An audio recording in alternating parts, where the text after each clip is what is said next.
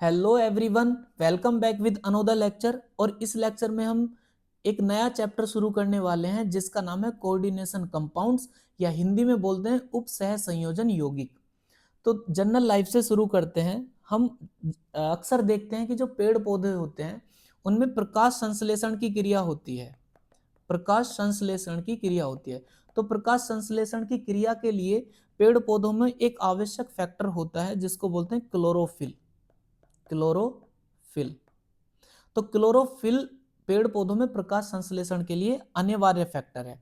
और ये जो क्लोरोफिल होता है, क्लोरोफिल जो होता है, ये क्लोरोफिल होता है एक मेटल जिसको बोलते हैं मैग्नीशियम। मैग्नीशियम मेटल का एक कोऑर्डिनेशन कॉम्प्लेक्सेस होता है या कोऑर्डिनेशन कंपाउंड होता है क्लोरोफिल। ठीक है, जो प्रकाश संश्लेषण की क्रिया के लिए आवश्यक होता है। किसके लिए आवश्यक होता है? आवश्यक होता है प्रकाश संश्लेषण। प्रकाश संश्लेषण। प्रकाश संश्लेषण की क्रिया के लिए आवश्यक होता है। क्रिया के लिए आवश्यक होता है। ठीक है, क्लोरोफिल। तो यहां से क्या क्वेश्चन बन सकता है कि जो क्लोरोफिल होता है, क्लोरोफिल में कौन सा मेटल प्रेजेंट होता है? तो ऑब्जेक्टिव क्वेश्चन में आ सकता है, तो हम मार्क कर देंगे कि मैग्नीशियम मेटल प्रेजेंट होता है। ऐसे ही अगर एक और एग्जांपल की बात करें, नेक्स्ट एग्जांपल क्या?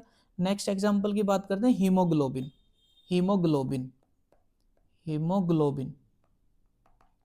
हीमोग्लोबिन में क्या प्रेजेंट होता है? हीमोग्लोबिन में मेटल आयरन मेटल प्रेजेंट होता है। आयरन मेटल प्रेजेंट होता है। तो हीमोग्लोबिन किससे बना होता है? हीमोग्लोबिन एक आयरन का कोऑर्डिनेशन कॉम्प्लेक्स होता है या फिर कोऑर्डिनेशन कंपाउंड होता है आयरन का। ठीक है, ऐसे ही एक और एग्जांपल की अगर हम बात करें तो एग्जांपल है विटामिन। Vitamin B12। तो विटामिन B12 में एक मेटल प्रेजेंट होता है जिसको बोलते हैं कोबाल्ट। तो विटामिन B12 कोबाल्ट का एक कोऑर्डिनेशन कंपाउंड होता है, कोऑर्डिनेशन कॉम्प्लेक्स होता है। और इसी का दूसरा नाम होता है कोबालामिन। कोबालामिन विटामिन B12 का। तो क्वेश्चन यहां से भी आ सकता है कि विटामिन B12 का दूसरा नाम क्या है? कोबालामिन। और इसमें कौन सा मेटल प्रेजेंट होता है? CO, cobalt. कोबाल्ट। और हीमोग्लोबिन में Fe एटम प्रेजेंट होता है, मेटल प्रेजेंट होता है। ठीक है, तो इससे पहले हम देखते हैं कि कोऑर्डिनेशन कॉम्प्लेक्सेस बनते कैसे हैं, होते कैसे हैं। ठीक है, तो कोऑर्डिनेशन कॉम्प्लेक्स या फिर कोऑर्डिनेशन कंपाउंड जिनको बोलते हैं, और हिंदी में बोलते हैं कोऑर्डिनेशन या उपसह संयोजन यौगिक। उपसह संयोजन यौगिक। ठीक, तो क्या होता है? सबसे पहले एक बात ध्यान दीजिए, एक होता है कोऑर्डिनेशन स्फीयर जिसको रिप्रेजेंट करते हैं बड़े ब्रैकेट से, स्क्वायर ब्रैकेट से। ठीक है, इस स्क्वायर ब्रैकेट में क्या प्रेजेंट होगा? एक तो प्रेजेंट होगा मेटल, एक तो प्रेजेंट होगा मेटल, और उस मेटल के साथ में प्रेजेंट होगा लिगैंड। लिगैंड ये होता क्या है? मेटल है हमारे पास में, और मेटल के साथ में लिगैंड जुड़ा होता है। लिगैंड कैसे जुड़ता है? लिगैंड के पास में होते हैं इलेक्ट्रॉन पेयर। Electron pair.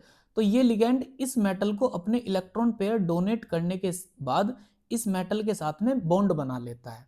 और ये दोनों रहते कहां पर हैं? कोऑर्डिनेशन स्फीयर में। कोऑर्डिनेशन स्फीयर में। बाकी की चीजें लिगैंड के बारे में नेक्स्ट लेक्चर में पढ़ेंगे, केवल अभी आइडिया ले लेते हैं कि ये कोऑर्डिनेशन कॉम्प्लेक्सेस में या कोऑर्डिनेशन स्फीयर में मेटल प्रेजेंट होता है और मेटल के साथ लिगैंड बॉन्ड बनाकर रखता है। ठीक है, उसके बाद में ये जो होते हैं कोऑर्डिनेशन कॉम्प्लेक्स एक प्रकार के लवण होते हैं। तो सबसे पहले पढ़ते हैं कि लवण क्या होते हैं।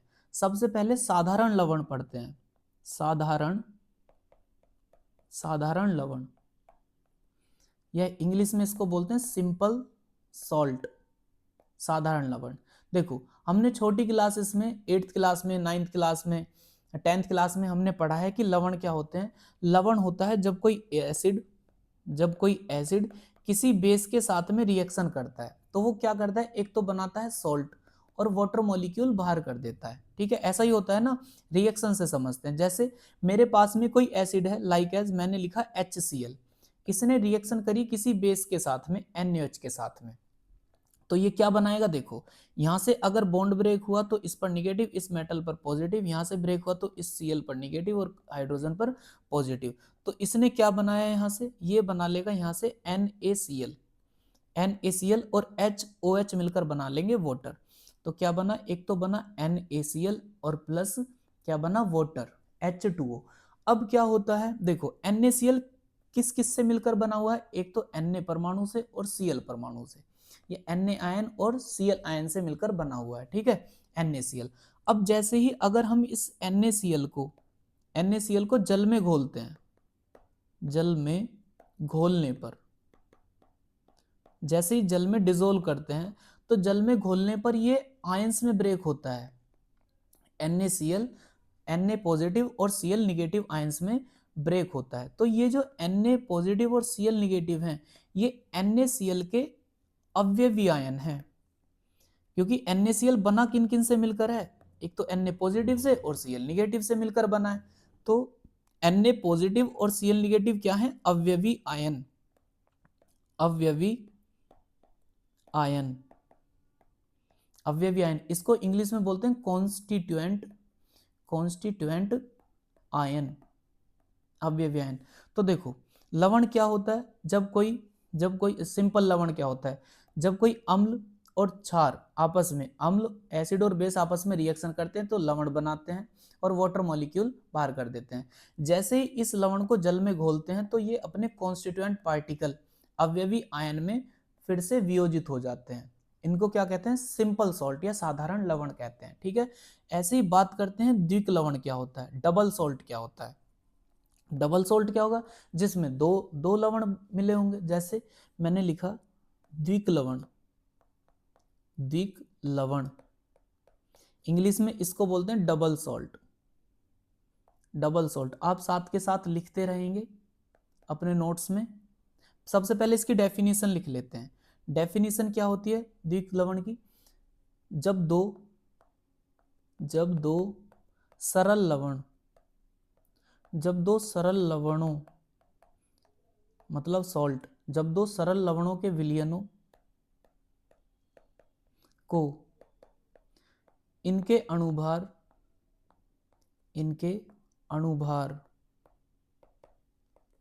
के अनुपात में, अणुभार के अनुपात में मिलाकर, अणुभार के अनुपात में मिलाकर विलयन का क्रिस्टलीकरण करते हैं, विलयन का क्रिस्टलीकरण करते हैं। तो एक ही प्रकार के क्रिस्टल प्राप्त होते हैं, तो एक ही प्रकार के क्रिस्टल प्राप्त होते हैं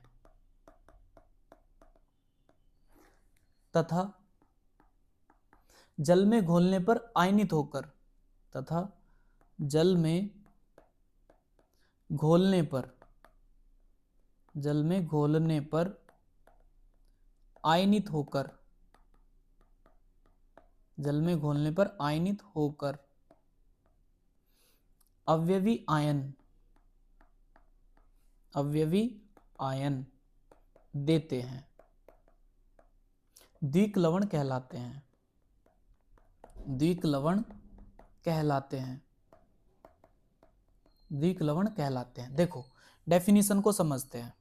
डेफिनेशन क्या कहती है द्विक लवण की, डबल सॉल्ट की, कि जब दो सरल लवणों के विलयनों को इनके अणुभार के अनुपात में मिलाकर विलयन का क्रिस्टलीकरण करते हैं। देखो क्रिस्टलीकरण क्या होता है, जैसे सपोज करो मेरे पास में कोई बीकर है और उस बीकर में कोई सॉल्यूशन है, हमने उसको गर्म किया, गर्म करने पर जो सोलवेंट है इस सॉल्यूशन में, उसका मैक्सिमम पार्ट इवेपोरेट हो जाएगा, मतलब उड़ जाएगा। बाकी जो बचेगा पीपीटी टाइप, उसको क्या बोलेंगे, वो क्रिस्टल होंगे। उसको ड्राई करने के बाद में जो प्राप्त होंगे वो होंगे क्रिस्टल।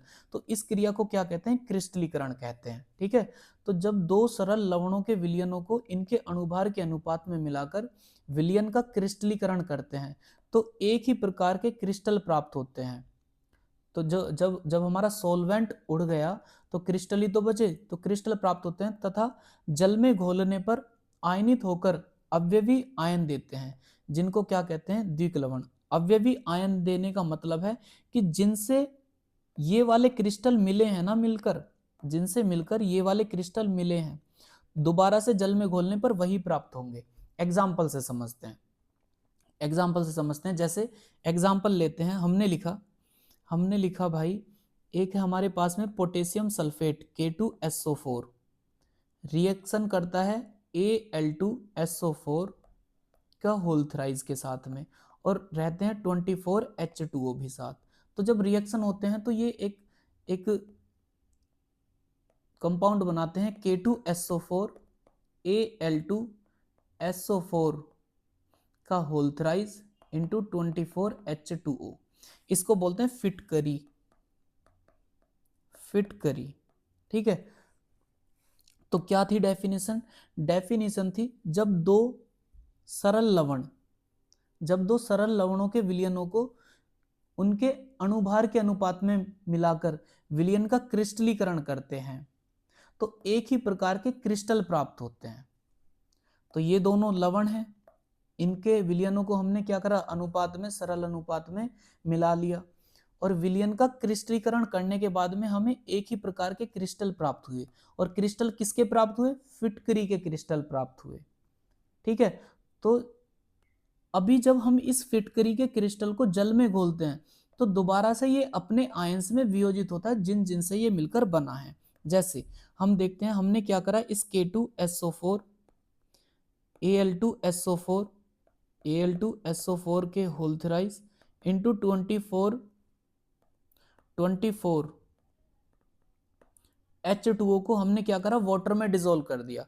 और वाटर में डिसोल्व करने के बाद में क्या होगा, देखो ये जो पोटेशियम है ना, पोटेशियम पर चार्ज होता है K पॉजिटिव और सल्फेट पर होता है 2 निगेटिव। तो जब ये वाला टूटेगा अपने आयंस में तो क्या बनाएगा, अवयवी आयंस में जब टूटेगा तो यहाँ से बनेगा 2K पॉजिटिव, क्योंकि पोटेशियम 2 है तो 2K पॉजिटिव, और सल्फेट कितना है 1 प्लस SO4 2 निगेटिव प्लस, और किस में टूटेगा, एल्यूमिनियम है।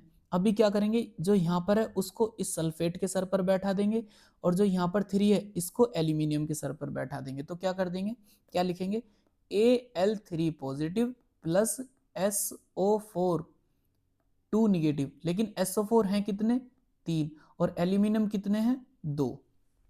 तो ये भी अपने अवयवी आयंस में टूट गया, प्लस 24H2O।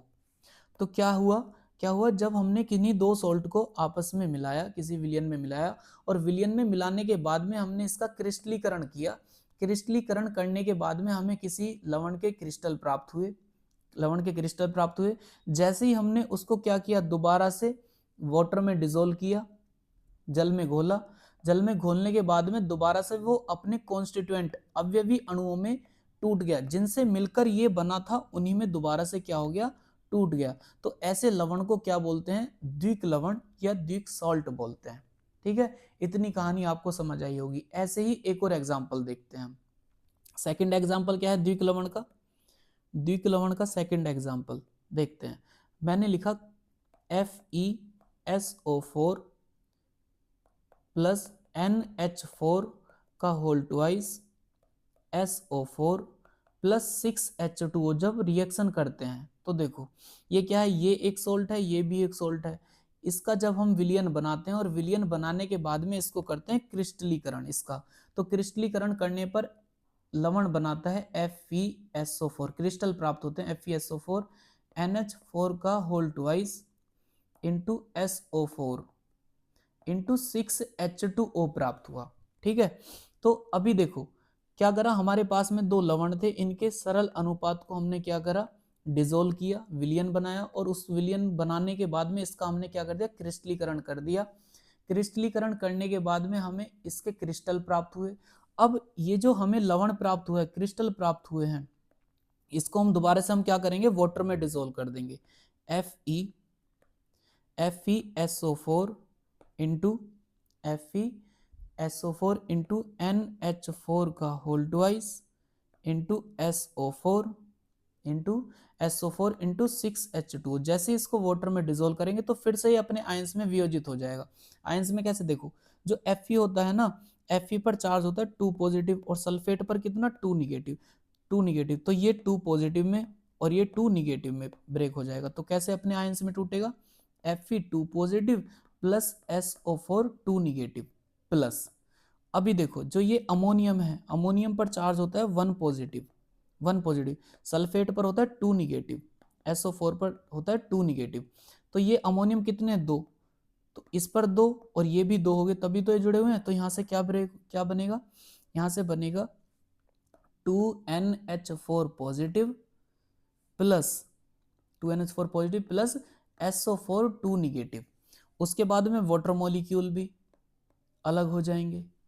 तो क्या हुआ, जैसे ही हमने किन्हीं दो लवण को लिया, उनको मिलाया, उनको मिलाने के बाद में क्या करा, उसका क्रिस्टलीकरण किया। तो क्रिस्टलीकरण करने पर क्रिस्टल प्राप्त हुए। क्रिस्टल जैसे ही प्राप्त हुए, इनको हमने फिर से वाटर में डिसोल्व कर दिया और वाटर में डिसोल्व करने के बाद में ये अपने कॉन्स्टिट्यूएंट आयंस में ब्रेक हो गए। तो ऐसे लवण को क्या कहते हैं, ऐसे लवण को बोलते हैं द्विक लवण या डबल सॉल्ट। ये क्वेश्चन पेपर में कई बार पूछा हुआ है। ठीक है, मिलते हैं आपसे नेक्स्ट लेक्चर में, इसको अपने नोट्स में लिख लीजिएगा। Thank you.